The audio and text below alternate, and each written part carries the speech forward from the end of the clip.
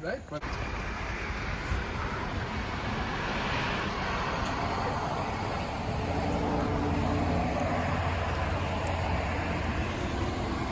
hey, buddy. You're good to go. North. Buckle up. I'm trying.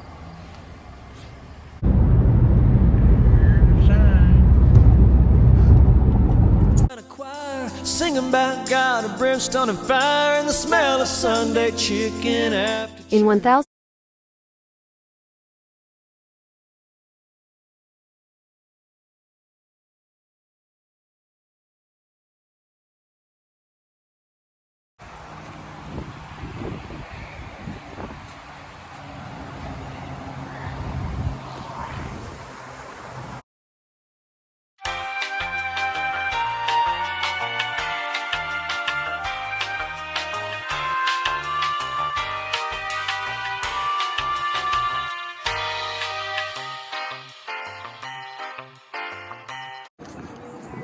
A little late for the car tour, but who's it back? Who's up front? Got that push to start. And we got that keys that has no keys.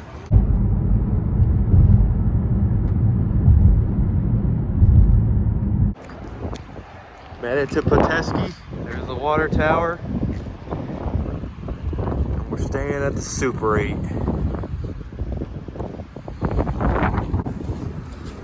Recording? I go get that other little cooler out.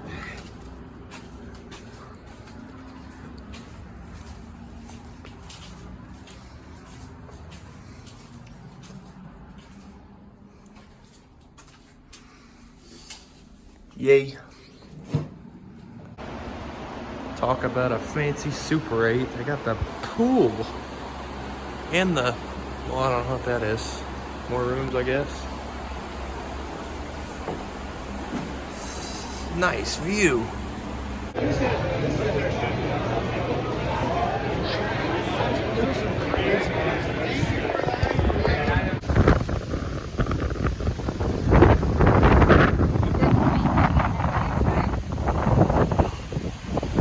With the wind blowing in? The wind's always blowing.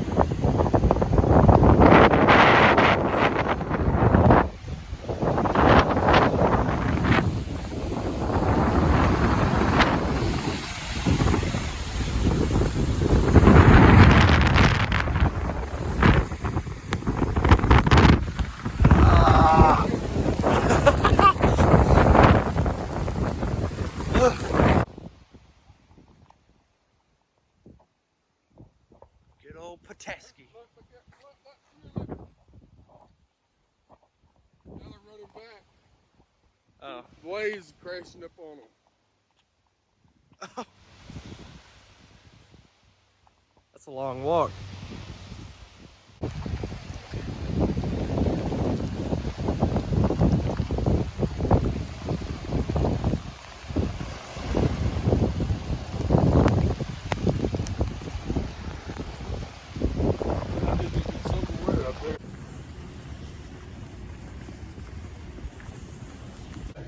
A whole bunch of individuals.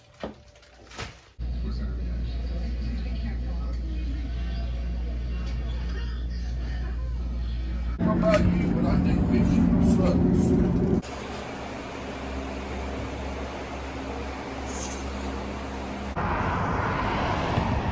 Well.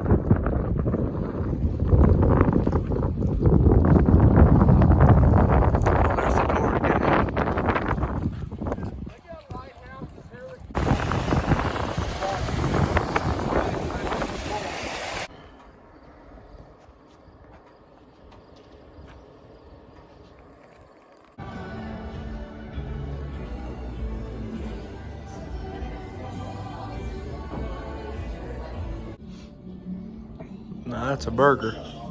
Huh? Continue on Michigan 119 North for 1.5 miles.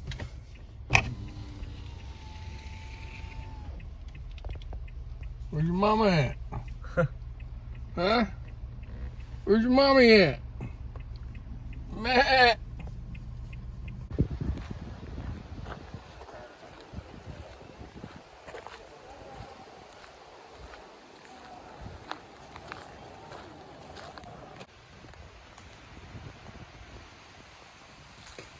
Like a cave.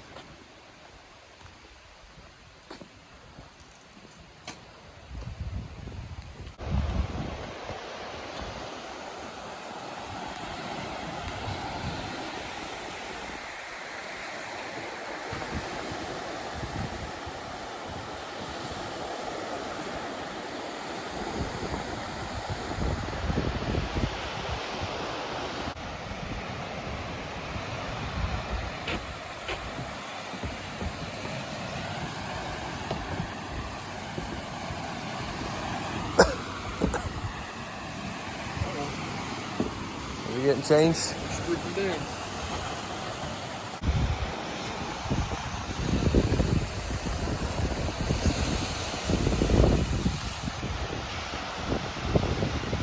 Crazy. The hell's that floating out there?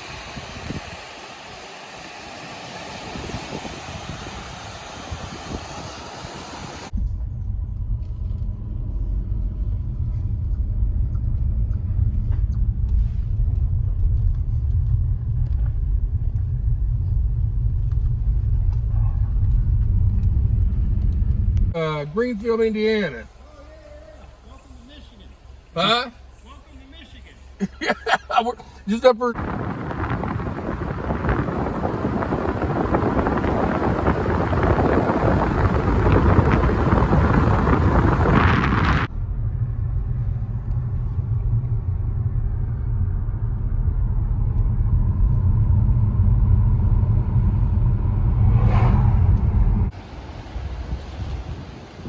Look how steep that is. Straight down to the beach.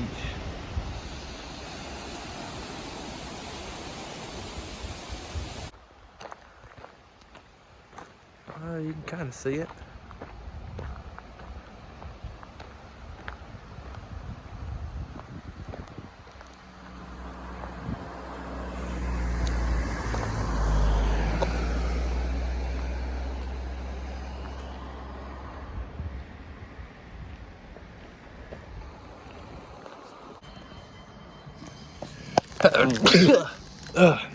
Gave me. The hotel.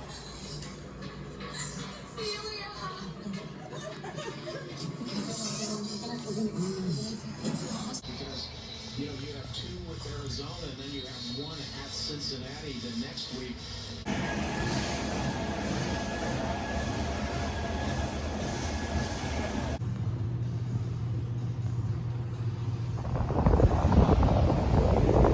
Here's Petoskey State Park.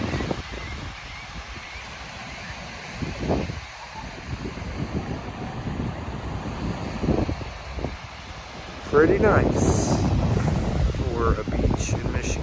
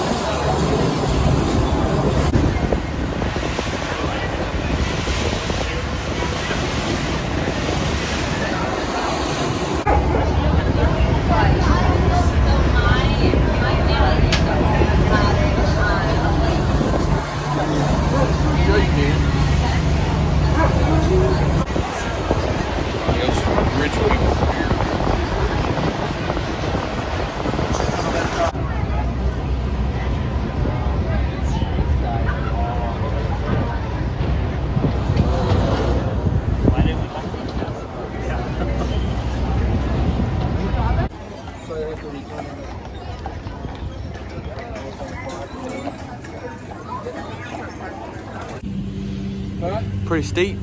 That's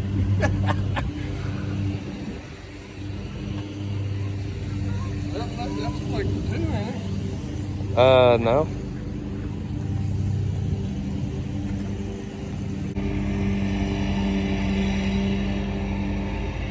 What do we ride? Starline?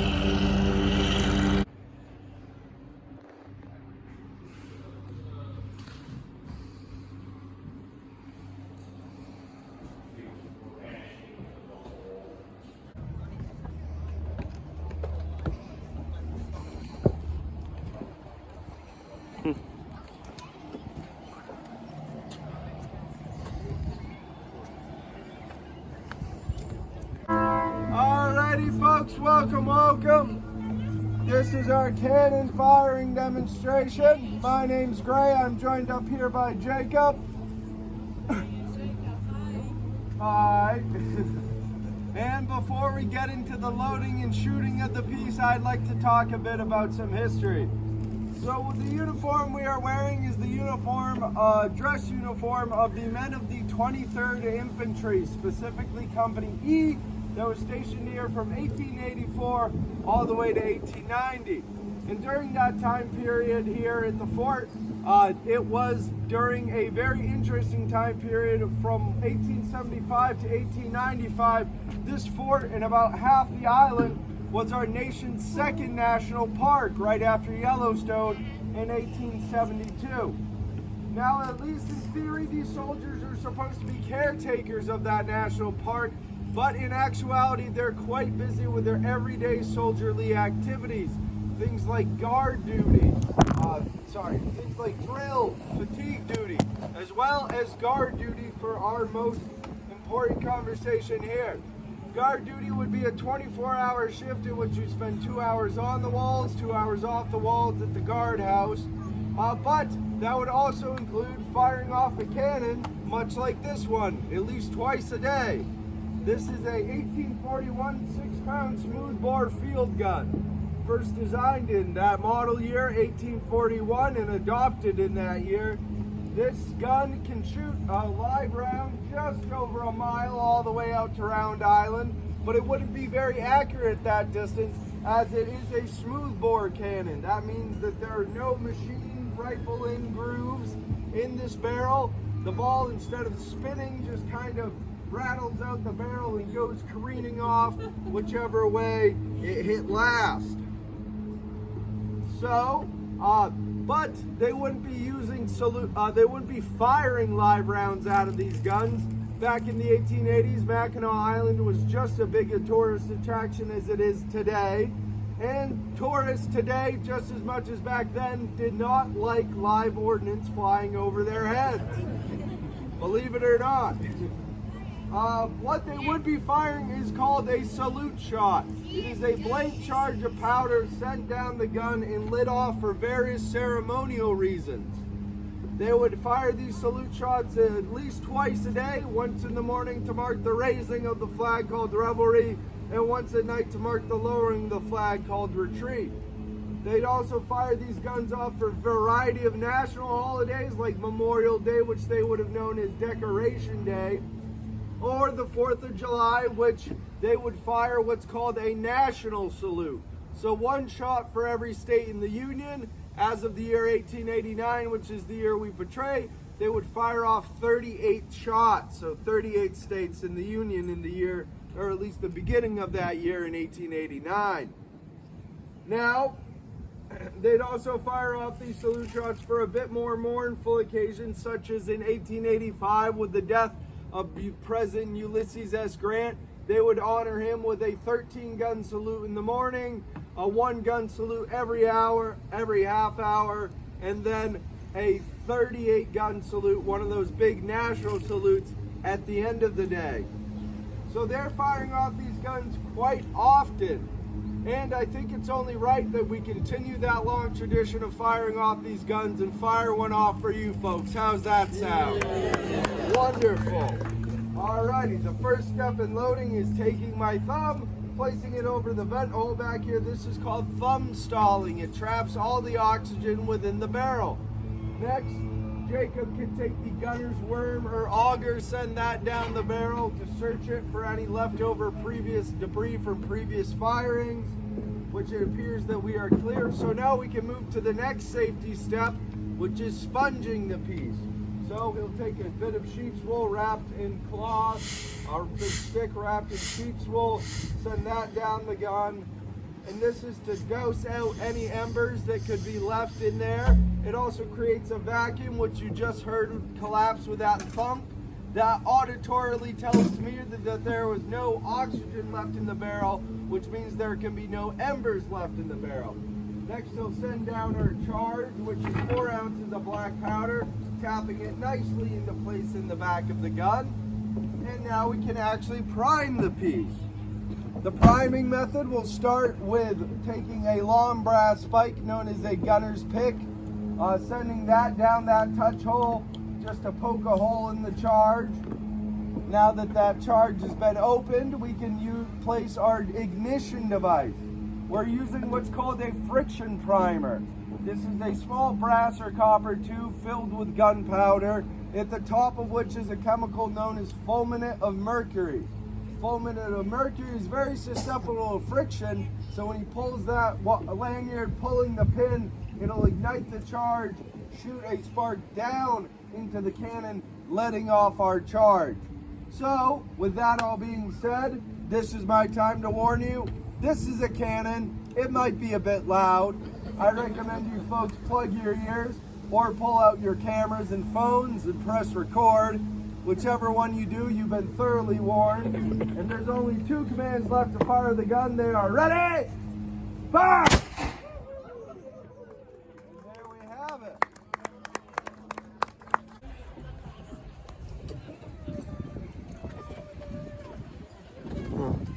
Take a picture.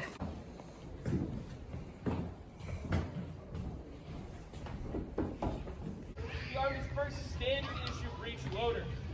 Standard issue means every soldier is getting this weapon or a variant of it. The breech loader means it loads in the rear. So instead of those Civil War era rifles where I have to take my cartridge, tear, bore, ram, things like that, that whole loading process can take a well-trained soldier 20 seconds to load. That's a well-trained soldier. With this weapon, all I have to do to load it is flip the hammer up here, flip open the rising breech block, insert one of these rather modern-looking brass 45-70 cartridges. We have 45 caliber bullet on top, 70 grains of black powder inside. Slips in the breech, close it, pull the hammer. That's it. So a well-trained soldier with this weapon can fire off 1 shot about every 5 seconds for an average of 12 shots a minute, versus one of those older Civil War rifles where they're shooting 1 shot every 20 seconds for 3 to 4 shots a minute if you're really good soldier. So again, huge improvement in the speed of reloading with this weapon. Not only that, this weapon is a lot more accurate. One of those older Civil War era rifles, for a variety of reasons, for the size of the bullet and things like that, is only accurate on a man-sized target between 300 to 400 yards. This weapon can hit a man-sized target over 1,200 yards away. Very, very impressive. Again, that's over half a mile away. So this weapon is a huge leap forward in U.S. Army technology and in advancement in riflery for the U.S. Army. With all that being said, I cannot demonstrate how great of a shot I obviously am. I have blanks, but I can't show you how this weapon works. So in just a second, I'll step back and fire off 3 shots to show you again how this weapon operates. Before I do that, I'm going to put in my historically inaccurate foam earplugs here. It's really quite loud. You can put 70 grains of black powder. I advise you folks to use historically accurate earplugs. The ones on the ends of your fingers, they go like that. Again, it's quite loud. So I'll put my earplugs in, I'll step back and fire off 3 quick shots. I'll be back to the last one.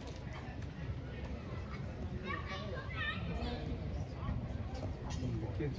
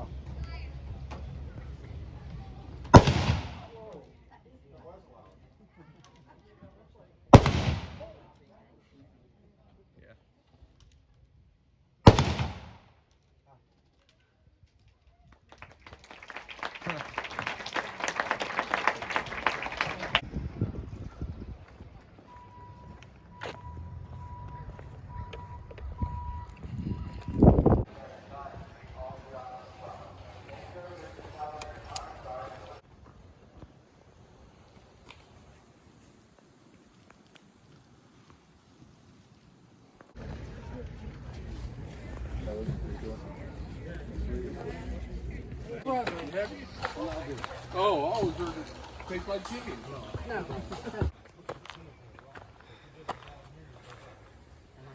Fort Holmes.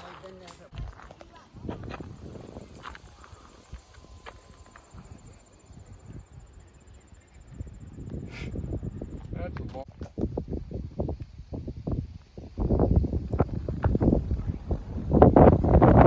That's a nice view. You gonna take a picture of you over yonder? Yeah. 141 steps conquered. 20 bucks. How much?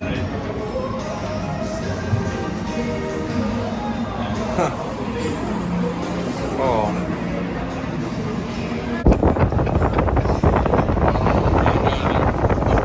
Sorry.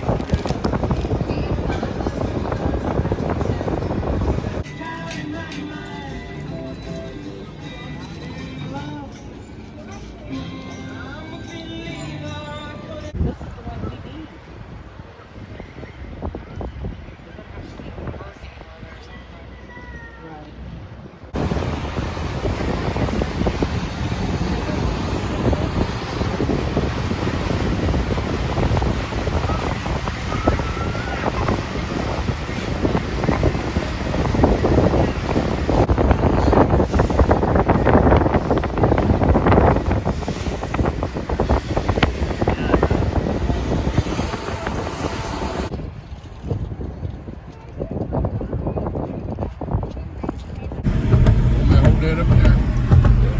What you want me to do? Of what? Pour a little bit of this and a little bit of that.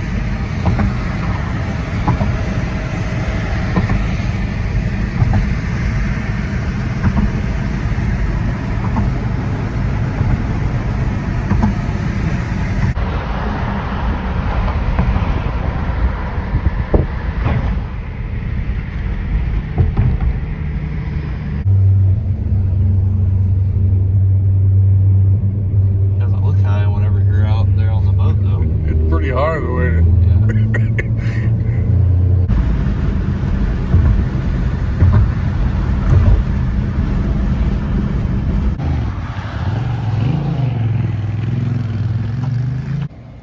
Let me see the inside of yours. Oh. Smoked fish. All the good stuff. What do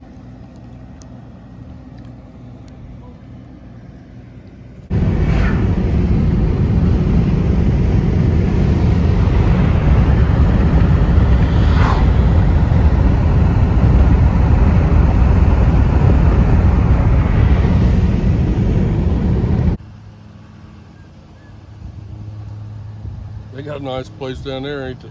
Yeah.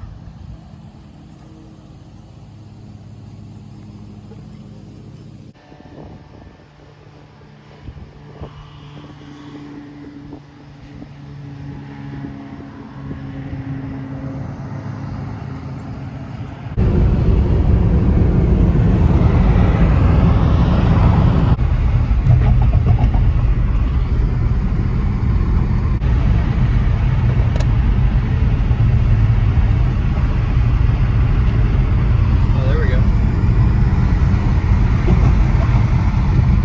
Where? Oh, God. Oconto.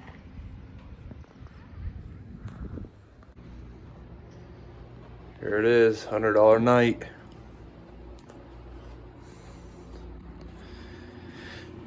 Pretty mid.